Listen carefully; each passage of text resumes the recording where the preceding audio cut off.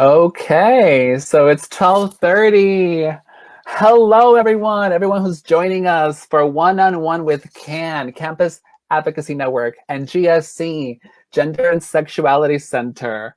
My name is Moises Villada. I'm one of your co-hosts. My pronouns are he, him, and his, and I'm the Associate Director at the GSC. We are so excited to be going live. This is a series called One-on-One, where we really talk about different areas that align with students' journeys and faculty and staff, people from the community. So we really wanted to create a space where we get to meet those folks who we collaborate, who we work with, who engage with us, to learn more about their journeys and their stories and go beyond the surface. That's kind of our tagline. I want to introduce and welcome my co-host Ada Cheng, and she'll introduce herself, and then introduce our guest today. So welcome. Hi, thank you so much, Moises. Hi, my name is Ada Cheng, and I'm the Education and Outreach Specialist for Campus Advocacy Network, which is a program for Women's Leadership and Resource Center. Welcome to One-on-One with Ken and GSC. We made it. I'm so happy. Yesterday, I have to say this, yesterday I was telling Moises, I think I can joke more today because I feel more comfortable, I feel more relaxed. And Moises is such a calming force in my presence. I plan like a week, a month ahead. I want to get everything organized in advance. And Moises says, don't worry, everything will work out at the end. So we are such a great balance. I'm so happy we made it. We are here every other Thursday of the week, and we have fantastic guests lined up.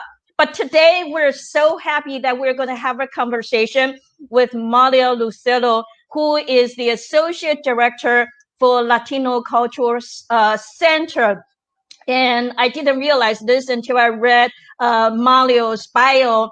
He's alumni for UIC, got a degree from Latin American and Latino Studies, and who is also an educator and an artist, has been a supporter for social justice issues across the spectrum.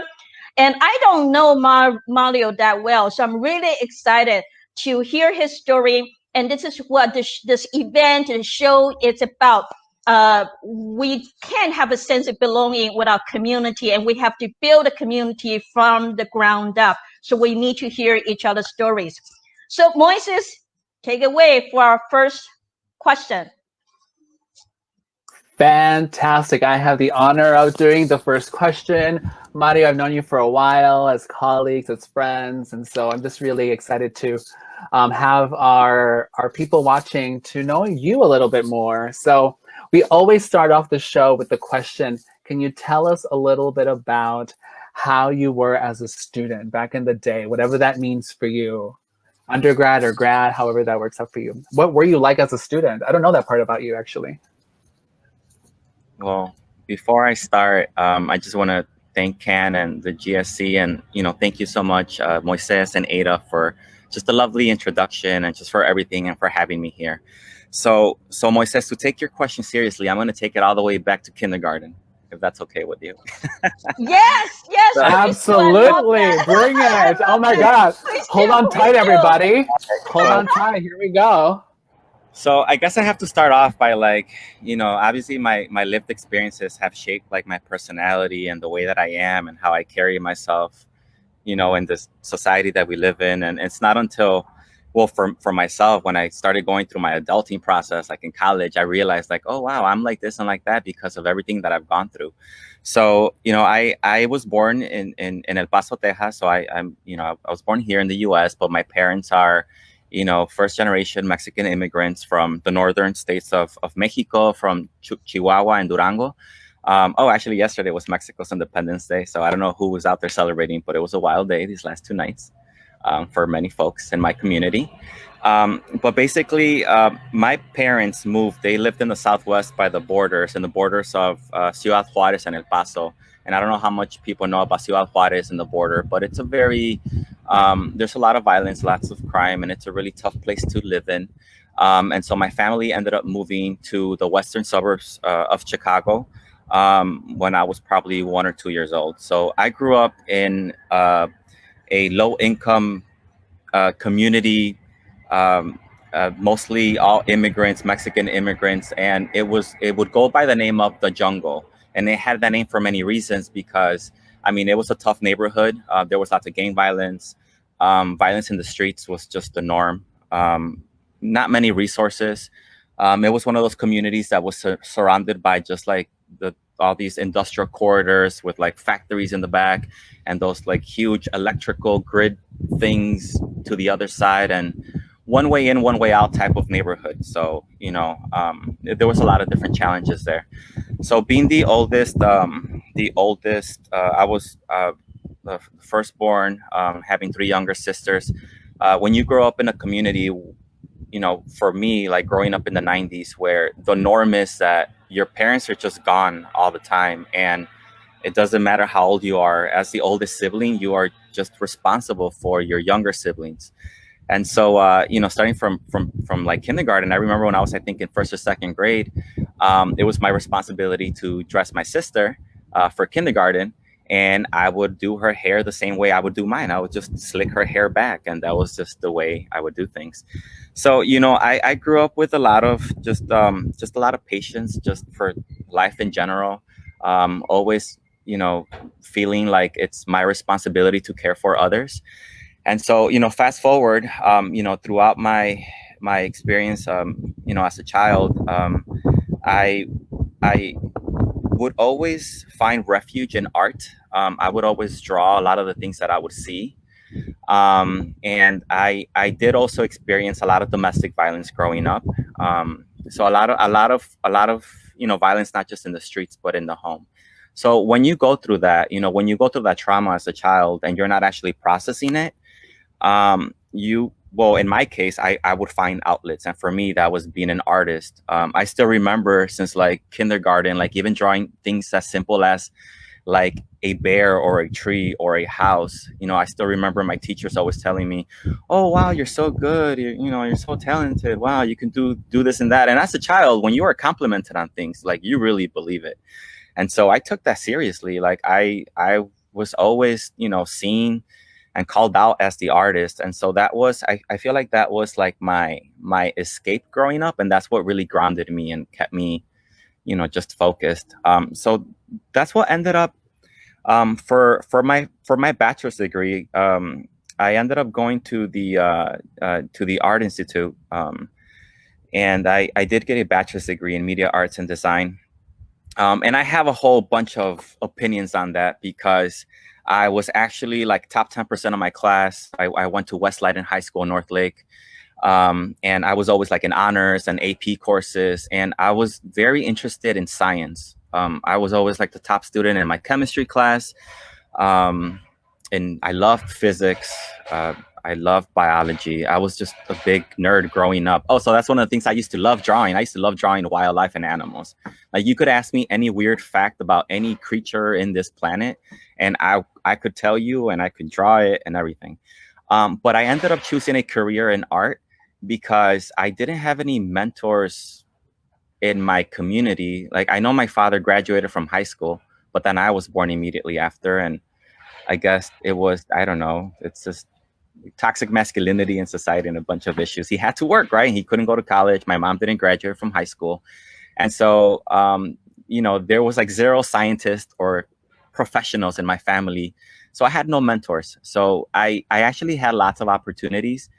I actually had some full rides to go to public schools, locally and out of state, but I was scared. I didn't know how to manage that system. My high school counselor was just never really there. I mean, it's just hard, right? When counselors have like hundreds of students to figure out their lives.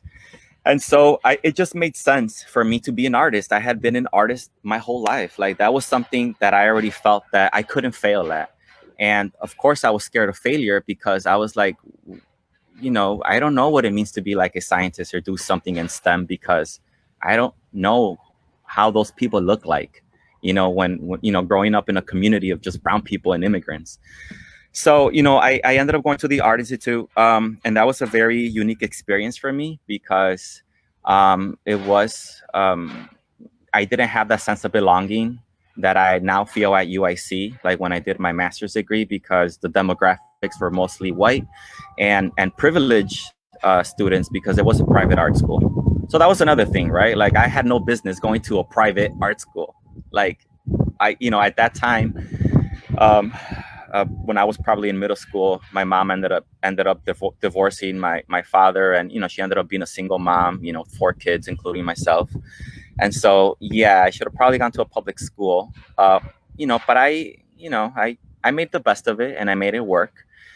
And so, Mario, yes. I have a sort of question, and there are so many questions I want to follow up. You mentioned something that really struck me. My core. With Ken, we deal with gender-based violence, right? And having story circles and talking to students, what we realize, and this is really the problem sometimes with schools, is that we assume that there should be a division between school and the outside world, right? And as if what we should be concerned about are only within the boundary, right, of the university or kindergarten or elementary school. But we don't think about how students' environment at home or in their neighborhood might affect their performance or their presence or their sense of belonging at school. And so one thing that you brought up, you were describing domestic violence, you were describing your neighborhood tough place. How did you find, as you went through elementary school, high school, university, did you find that the school system was supportive or attentive to what's going on at home, what's going on in the neighborhood? Do you feel that you were able to find support at school at all? And that's just the first question. Go ahead. Oh, I mean, and I'm very sad to say, but the reality is no, that did not happen, at least for me. I did not have that sense of belonging and support, for me in school. I remember just going to class. I was a commuter. I would just go to class and, I did what I had to do. I was used to the routine of being like that, that very academically responsible student. I knew that I did not have the option to fail. I felt like my mom had already been disappointed by like all the men in her life, and I was like determined not to be one more disappointment for my mother. So, I did not have that support, but I will say that there are two, and this kind of also raises the importance of why we need more educators of color, right? Because there were no, identify as Mexican or Mexican American, Latinx, depending on where I'm at and who asked me what's my identity. Identity is very complex, right? As y'all know. But there was no Latino or Latina professors in my art school. And the teacher that I connected with the most was an African American Black professor by the name of Jibba Malay Anderson. And he was that mentor that I needed, as an undergraduate, because he helped me understand that, that I have a history, that like my people come from somewhere. And I was able to explore that my cultural heritage and history through creating artwork. And so I started processing a lot of that. But at the same time, it makes me sad that was just one teacher, and no, that infrastructure to support students was not part of like the institution itself. And I don't know how many schools actually like take that into consideration right now, especially right now with the pandemic, right? Like most people are doing remote learning from home, but then, what are they experiencing at home? What's happening in their communities? So you're bringing up some really great points, Mario, and you're making me think of also the ways that you were becoming and learning about yourself and your identities and the infrastructures and environments that were informing your worldview. I'm kind of curious, in learning from you, what were some of the lessons that came out of those experiences while you were a student? Was there something that you learned either from the systems or even from yourself that really happened while you were a student?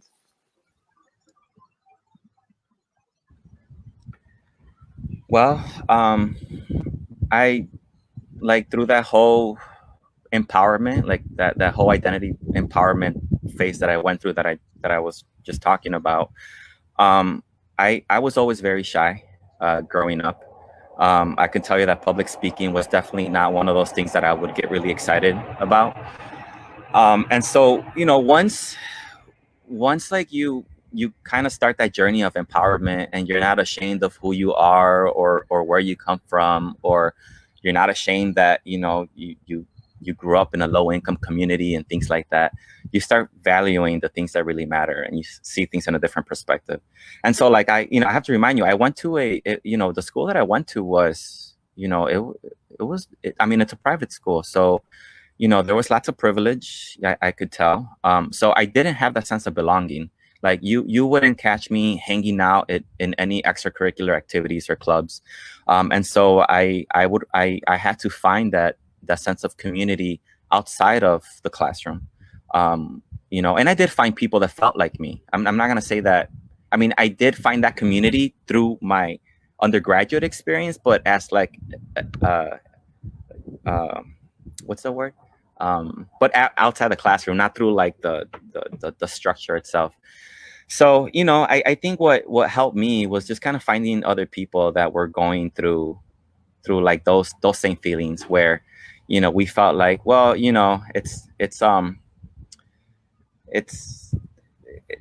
this structure is not made for me, so I'll create that structure elsewhere.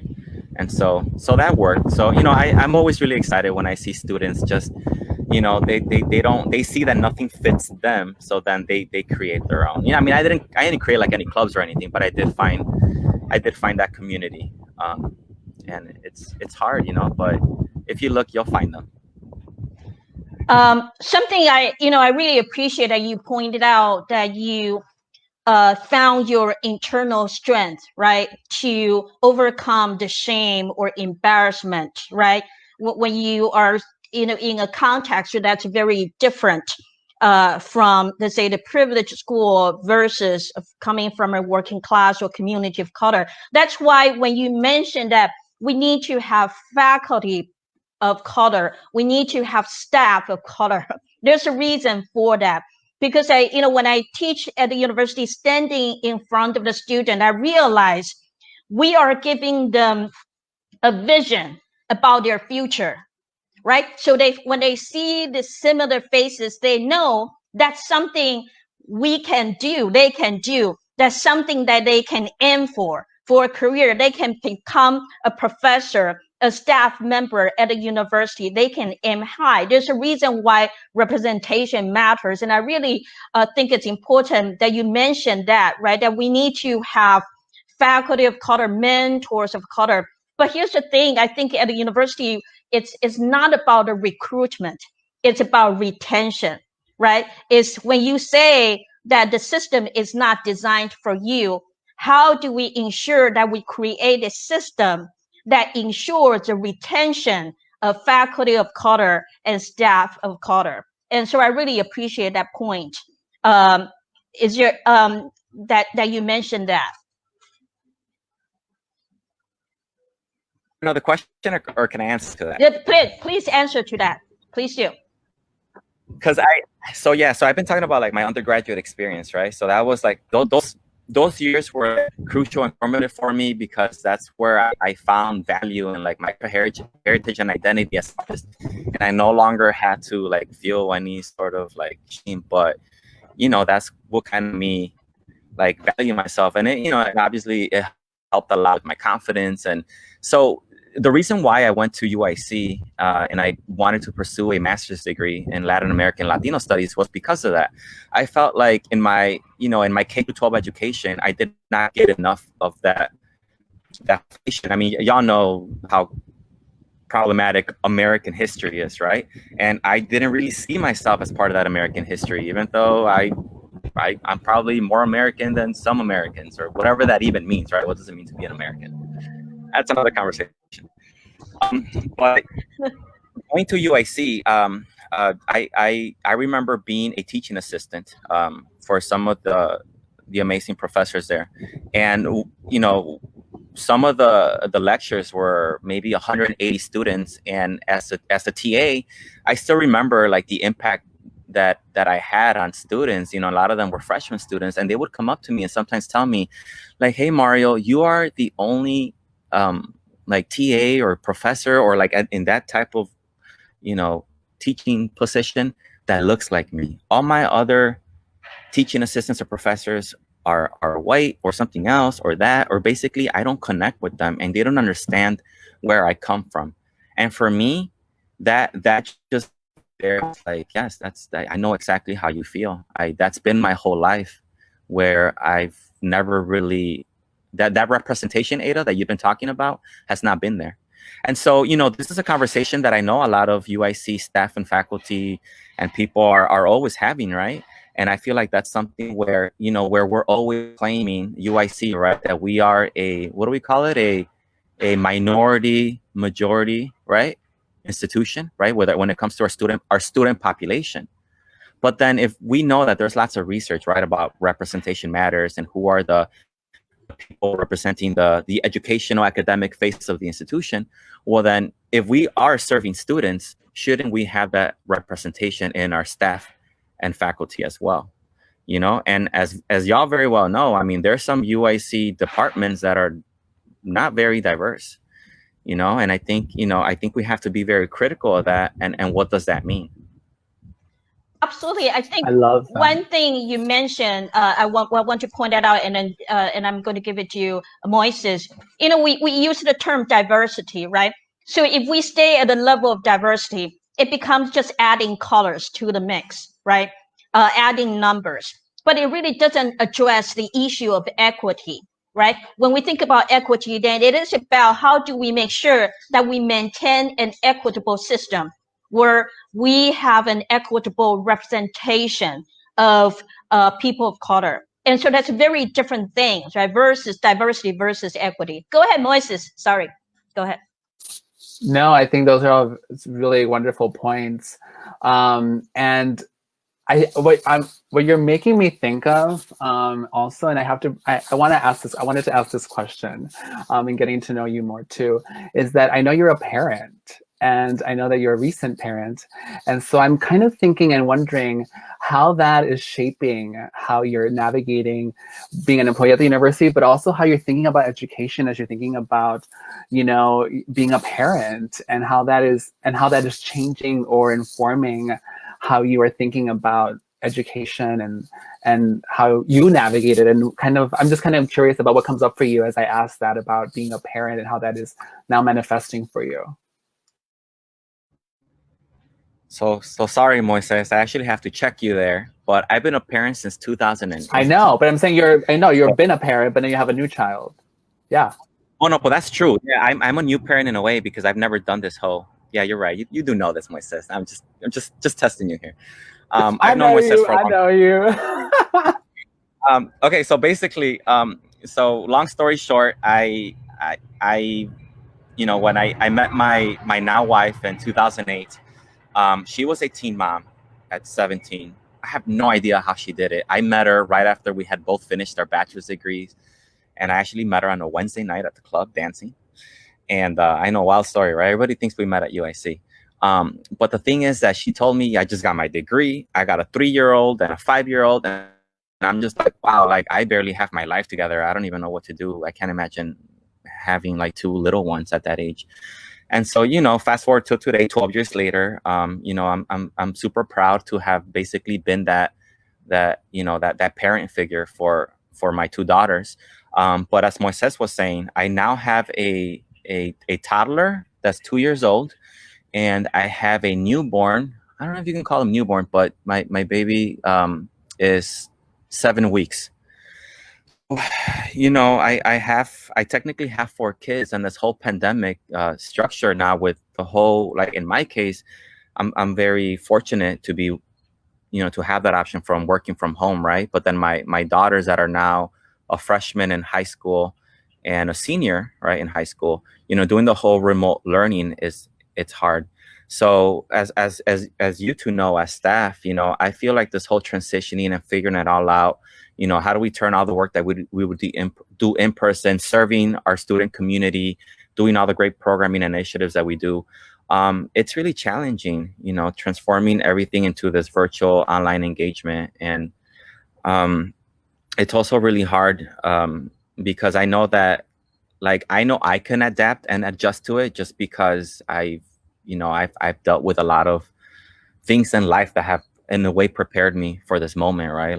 When we talk about resiliency, but I don't know if my daughters are there yet. And so I'm already imagining that, from high school and even college, how this pandemic is going to impact the now, the student generation, right?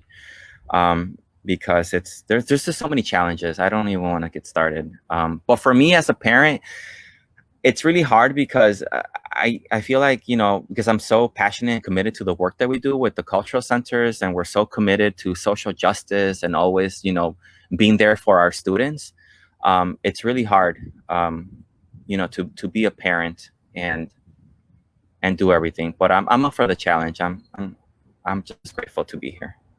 Mario, I want to ask you a final question. It's so important.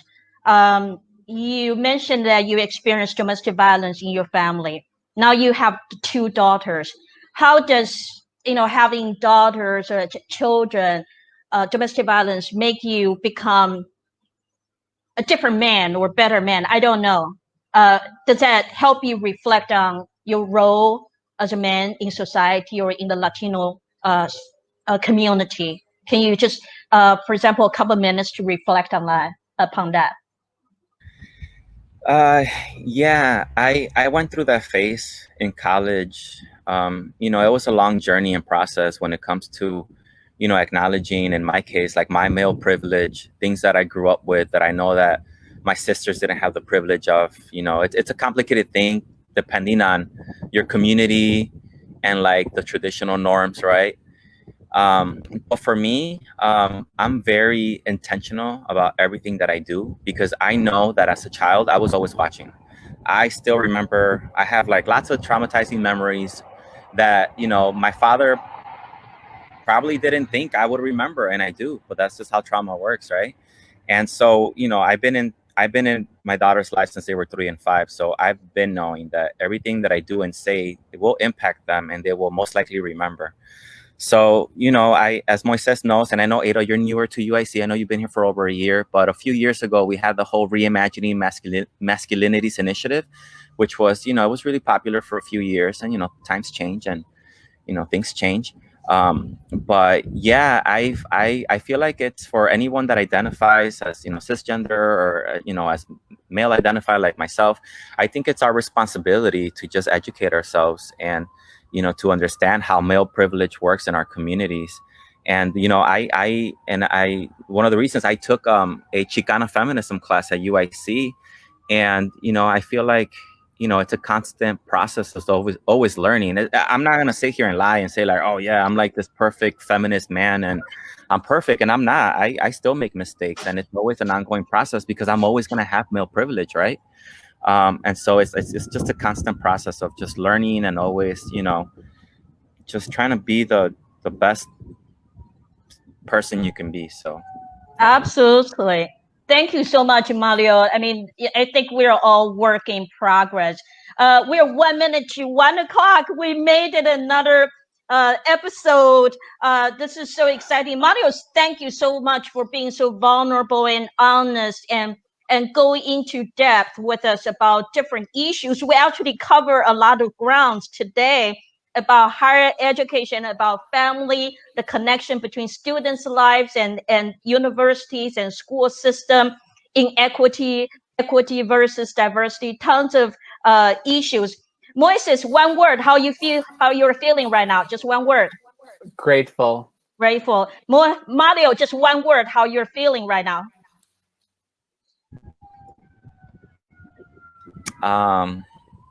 Oh, this is so hard. Sorry. Just 1 word. Ooh, I'm feeling blessed. Blessed. Fabulous. Grateful. Blessed. I'm feeling thankful, grateful, blessed, everything. Thank you so much. This is such a gift from Mario. Gifts, stories are gifts that we give to one another. So please share stories with one another. And we want to thank Mario again for being here, accepting our interview, and telling us of his journey and story. We're thankful, and we will see you in 2 weeks. Thank you, So Mario. bye. Take care, This is the end everybody. of the bye. This is the end of our event. Bye. Thank you. Bye. Bye bye.